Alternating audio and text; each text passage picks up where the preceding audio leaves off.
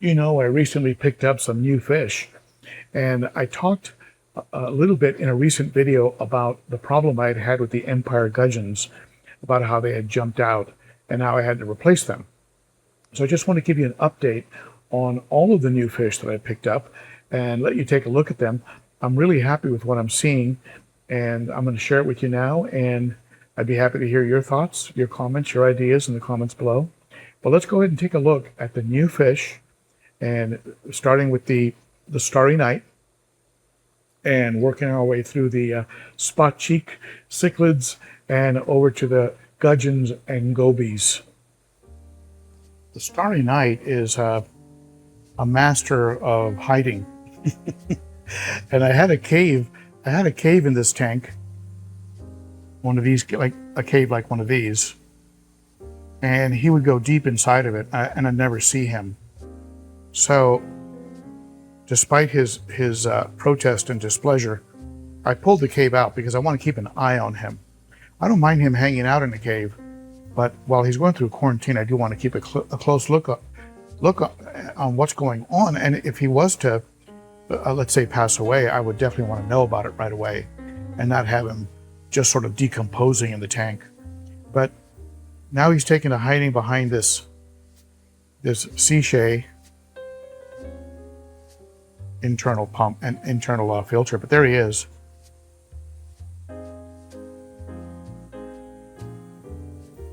Three inches or more. He's a good size from Imperial Tropicals. Great shape. Good fin display. Not eating as aggressively as I'd like to see. So I'm going to have to see him do a little better in his eating before I would consider adding him to any other tank. But overall, he's a beautiful fish. High hopes. High hopes and fingers crossed. I have one of these Life with Pets dividers that splits this tank. They're made for aquarium tanks. They come in different sizes, like for 55s and 29s. This is a 29 gallon. And in this tank here, I have the little spot cheeks. There's one back there. You can see they become spectacular fish when they get older.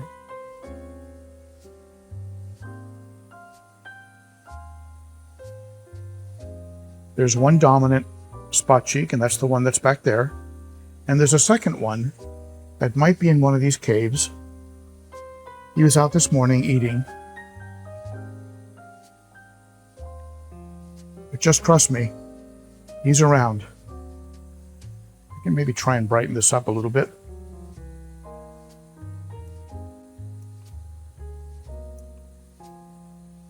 You can see him just a little better. I'll come in a little closer. Cute as a bug.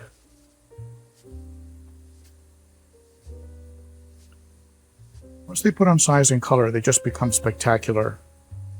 These are teeny. These are like under, I would say, an inch. Maybe an inch. I'd like you to see the second. Oh, I think the second one is inside that cave. I can barely make out his face. You see him in there?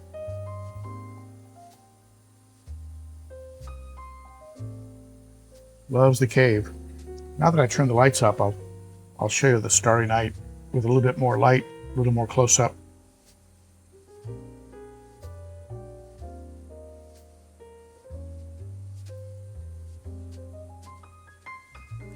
They can get up over 10 inches. Become very beefy. I've seen them living with big South Americans and big African cichlids. So he's going to be quite an addition. Probably living in the 90 for a while. And then I'll put him either with the Africans or the South Americans.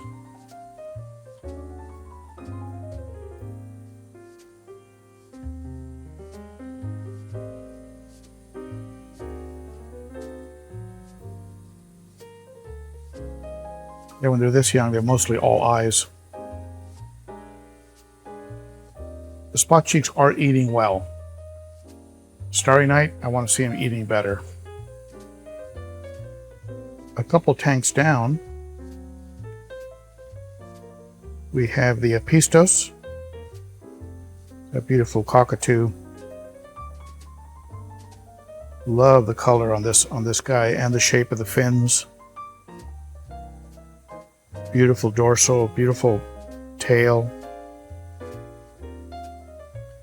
There's a little dwarf Apisto coming up right there.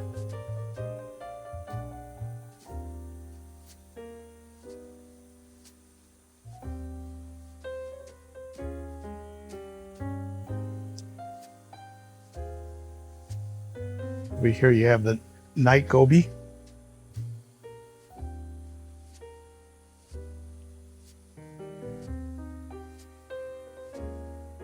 This is a little night Goby I picked up at a local fish store. Very cute little guy. There's one of the Empire Gudgeons. Like I've mentioned before, perhaps the most active empires I've ever owned.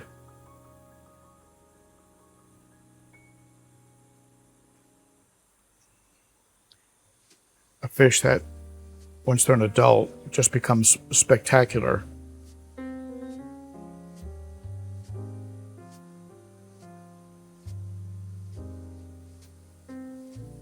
A little bit of blue on the face of this dwarf Apisto.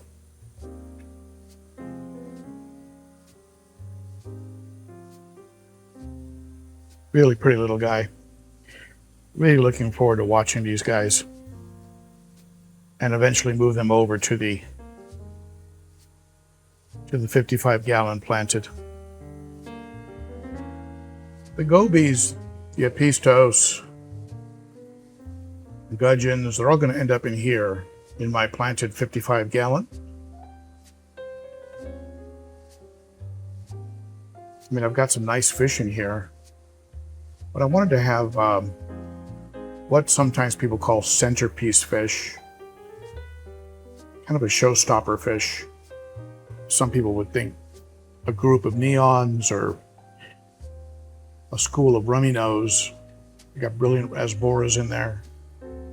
And I also have the recent Rasboras. They were so healthy, so active, eating so well, and I needed the room, so I put them on a slightly shorter quarantine, but it's worked out fine. They're doing great. They're looking beautiful.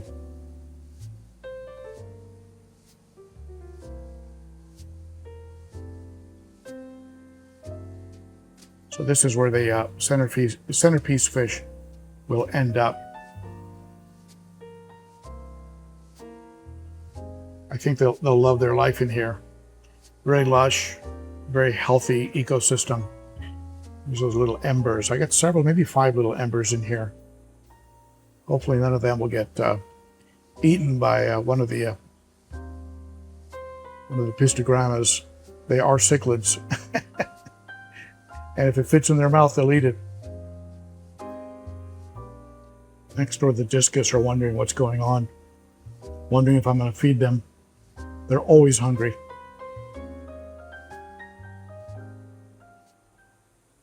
So there's the update on the new fish.